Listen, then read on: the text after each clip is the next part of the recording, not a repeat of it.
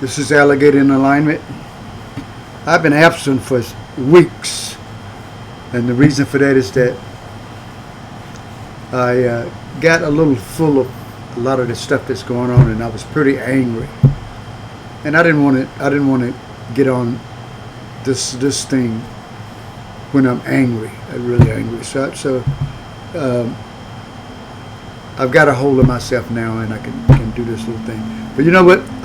When I first started this thing a few years ago, the Alligator in Alignment, I did a song by Jerry Lewis and Dean Martin. They were this comedy duo. If you, some of your older folks, you will probably remember this.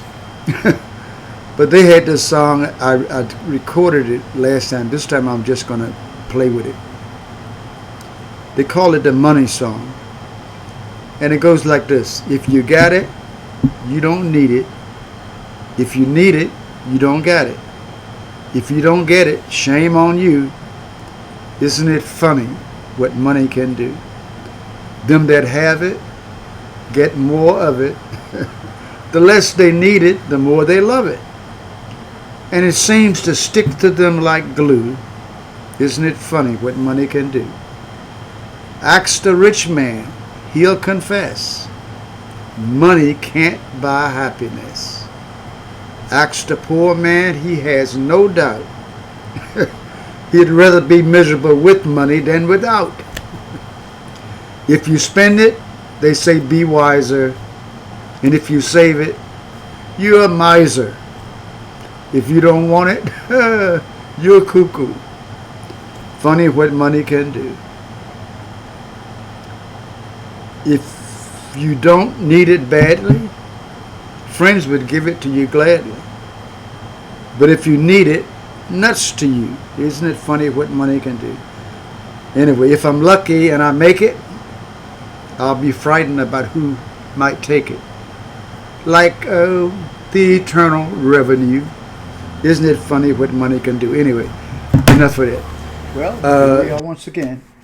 I'm asking you to do me a favor. Like I keep saying, it doesn't cost you anything. It only takes a moment, but it means the world to me. So if you could just take a moment to do this for me, I would really appreciate it. Hit the subscription button and the like button and help me to keep things rolling here. Okay? I will see you soon. Enough of that.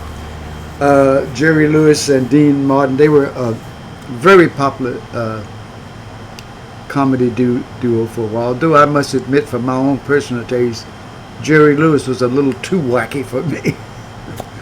But anyway, I'm back, and one of the things that I was getting all revved up about was I can't believe what Congress is advocating their responsibilities under the Constitution, and just letting this administration just walk all over everything. You know, I once again, as some of you who have been following me know, I have accurately predicted this gentleman who is the leader of our country right now. From the time he came down the escalator, I've predicted everything he would do. And when the midterms were coming up, I said Zelensky told him that he couldn't have a war elections while they were at war, and I said he shouldn't have told Donald Trump that because he's going to use it, and watch me, he's going to start a war. Now when he started the bombing the boats in Venezuela, wherever it was, I said, well, maybe this is it. Then I thought about it, and I go, no, this is not it. This is what the authoritarian regimes do. They probe first. And this guy has been probing ever since he came down. He probed his first term and have normalized behavior that would never be allowed in America before he came down. Now he's normalized this behavior that if another president, any of the other presidents we had, did or said something even close to what he does, the whole everybody would be up in arms. But the authoritarian thing says normalize abnormal behavior to where people just don't pay it any attention anymore. And I said about that Venezuela thing, I said, you know what? He's probing. He's going to say, let's see if I can get away with this. And he did. So then I told people, I said, no, this is the test. He's going to start a big war with someone because he has to have this excuse like Zelensky gave him. Well, we're at war, we can't have the midterms. You know, he's already talking about stopping the midterms and all that stuff. But anyway, I'm not going to go on and on. I just want to stop in and let you guys know that I'm still around. Like I said, I just had gotten a little angry, and I don't want to do a show in that condition. Some of you who know me wouldn't want to see me on a show in that condition. No. So here's what we got to do. We've heard of all of the gerrymandering stuff that's going on, and I read a lot of the posts because I look at right wing and left wing stuff, because if you're going to understand somebody, you got to understand what they are saying also. And like when Virginia did their thing, they had the people vote on it. But then the Supreme Court, which is as corrupt as you can get now, they threw out the will of the people. If there was a technical thing, then let Virginia fix it. The people had voted. But then people were saying, well, see what the Democrats are doing, what the Democrats are doing. This is the right-wing people. And, you know, they always doing stuff like that. And I respond to people like I'm sure many of you have. Wait a minute, we didn't do this. The Democrats didn't do this. In fact, the Democrats had a bill before Congress to outlaw gerrymandering, to say you don't do that. Let the people's vote be what the people's vote is. But all of the Republicans, all of them, voted against it. And then now they're saying, look what Newsom did. Look what, Newsom simply almost begged Trump not to do that gerrymandering thing in Texas. And the people in Texas didn't even vote on it. The Texas people didn't get to vote on it. Donald Trump went to Abbott and said, get me 5 more seats in Texas, and Abbott just did it. So then when Newsom did his thing to counteract it, they started to gerrymander in other places. Then Virginia got into it. So for those on the right side who say, what the Democrats gerrymander, one of the Democratic senators said recently, if the Republicans don't like gerrymandering, we don't like it. We had a bill that would outlaw it, and you all voted against it. But we'll put that bill back in Congress tomorrow if you want to come and vote against it. So none of us gerrymander. But as much as their cult leaders say that line over and over and over, the Republicans are not going to vote for no gerrymandering, because they realize that's the only way they might have a chance of winning in the midterms. So what I'm saying is we all have to remain vigilant. I'll talk to you later, Don. We all have to remain vigilant and remember that the Democrats have to fight back. We're usually the ones who sort of roll over. We're trying to abide by the Constitution and all of this. Now, we should never step over that. We should never go so far that we start violating the Constitution also. But we should fight back, fight fire with those who are trying to. I hate to say this because a lot of people say, Alligator, you sound like a conspiracy theory. but against people who are definitely out to destroy this thing that we call democracy. In order for an authoritarian government to take root, they have to do the things that are being done now.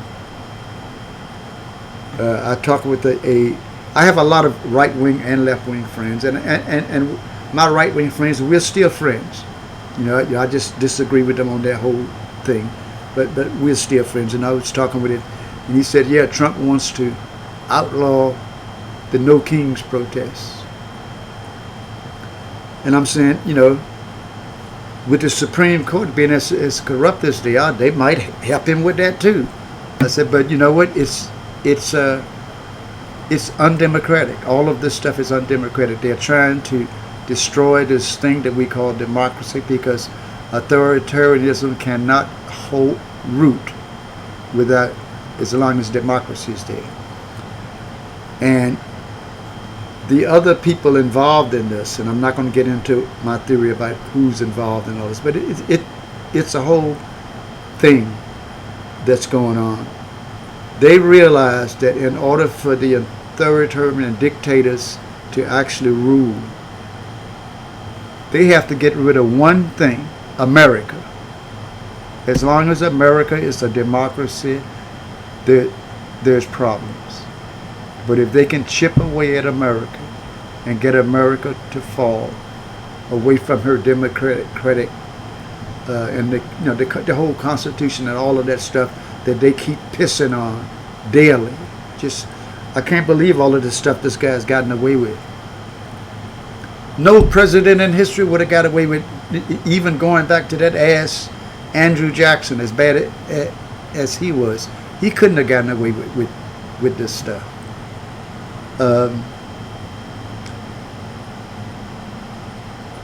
Free speech is being attacked. Our leader spends most of his time denigrating the journalism. The free press is a cornerstone of democracy itself. And one of my MAGA friends was telling me about that a comedian shouldn't be able to say this or that against the president. And I'm going, wait a minute, who is the president? He's a man. And long before we had this internet and all of this TV and all of this stuff, long before we had any of that stuff, the cartoonists, the political cartoonists were lampooning presidents going back hundreds of years. The cartoonists were doing it. And of course the presidents didn't like it, but none of them made a big fuss out of it, because that was the right of a cartoonist to do that. And then later the newspapers, the cartoons went into the newspapers, and they always made fun of the presidents. And later, comedians have made fun of every president since comedy was big. Every president, none of them have gotten off. Clinton with his Lewinsky or whatever that girl's name was thing, they rode him like a donkey. George Bush, he was a funny guy. They rode him like you wouldn't believe. Obama, they rode him too. The comedians made fun of him every time. Obama just didn't give him too much negative to say, because he didn't. And Joe Biden, they rode him, to no ends they rode him. And he never attacked the comedians or attacked the press. Presidents just didn't do that. All of them were criticized and laughed at from comedians. That's what comedians and cartoonists do. That is their job, is to do that, to make fun, comedy. And now this guy wants to get people thrown off of television because they made a joke he didn't like. Do you see where this whole thing is headed? We have to remain vigilant and do whatever we can to push back. Wants to make the No Kings protests illegal. And I told the guy who said that, I said, do you know anything about your history? And usually these people, they don't. I said, do you know that the catalyst for the founding of America was protests? And like most MAGA people, he immediately said, oh, no, you didn't, and started wanting to defect. And I said, no. It was called the Boston Tea Party. It was called the Boston Tea Party. And it was a nonviolent protest. They destroyed property. They threw the English tea over in the harbor. They destroyed property. If they wanted to arrest them for that, I'm sure that they could. But it was a nonviolent protest. Nobody was fighting or struggling or anything like that. That was the catalyst for the American Revolution. That was what got it started, protests. And every major advancement that we have made as a country to being a more equal or justice thing has come through protests. The women's movement. Do you think women would ever be able to have any of the rights that they have if it wasn't for the women's movement? And of course, the civil rights movement, the anti-war movement, and if people hadn't been willing to protest and have dogs attack them and being beat down, but that Martin Luther King thing, I couldn't have done that. I told people that. I said when that was going on, I realized, no, as much as I believe in it, I can't do that. I can't do that if I go out and somebody attacks me and I have done nothing but just peacefully march. I wouldn't be a good thing for the movement, because no, if you hit me with a baton, we're going to go at it. So anyway, enough of this. I just dropped by just because I hadn't been here for a while. Please stay alert, keep up with what's going on, and don't let things just roll off your back. A lot of all of this stuff, how did this one guy change America so greatly during his first term, and then he came back his second term, and he's going double speed now because it's the authoritarian thing. See how much I can get away with. If they, all of them did it. Hitler, you name all of them. That was the method. Normalize behavior that would normally be condemned and criticized and blah blah blah. Any president who uses the language this guy we got, who attacks the press every time that they ask him a simple question that he doesn't want to answer, and calls them pigs and you're a horrible person, and you're a low IQ person, and blah blah blah. If you're such a high IQ person, why are all of your grades under lockdown?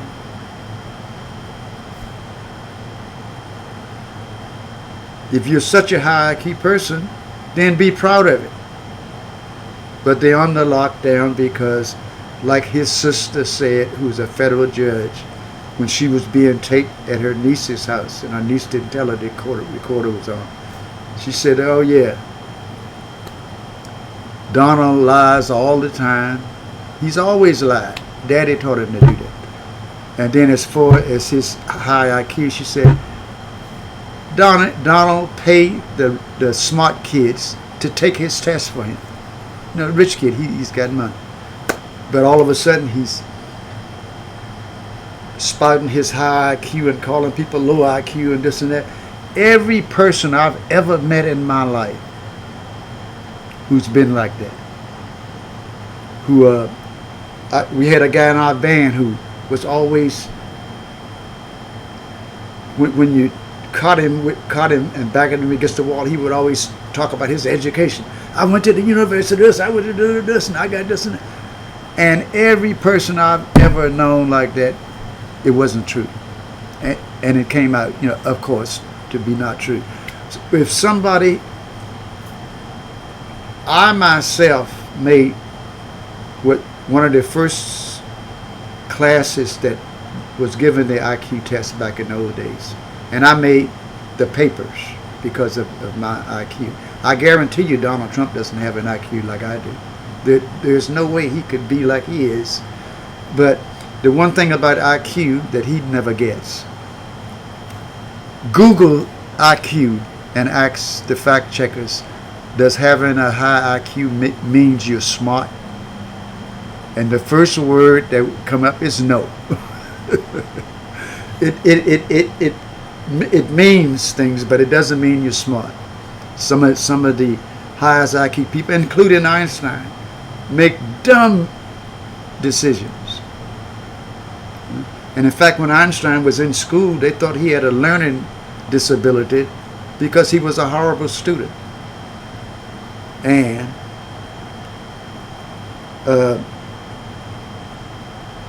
Donald Trump, one of his professors, has come out and stated publicly that he was the worst damn student I've ever had. But anyway, enough of it. Any of you people who want to believe all of that baloney, go right ahead on and believe it. I'm going to come back with my next podcast. I'm going to try to get my friend Bobby the Bunny back. I'm waiting for him to come and be an actual part of my show, so I can do the music and I can do the happy stuff, and any of the political thing. He will be my political commentator, Bobby the Bunny. If you remember, I brought him on the show once or twice, I think, way back. Anyway, this is Alligator in Alignment. Happy trails.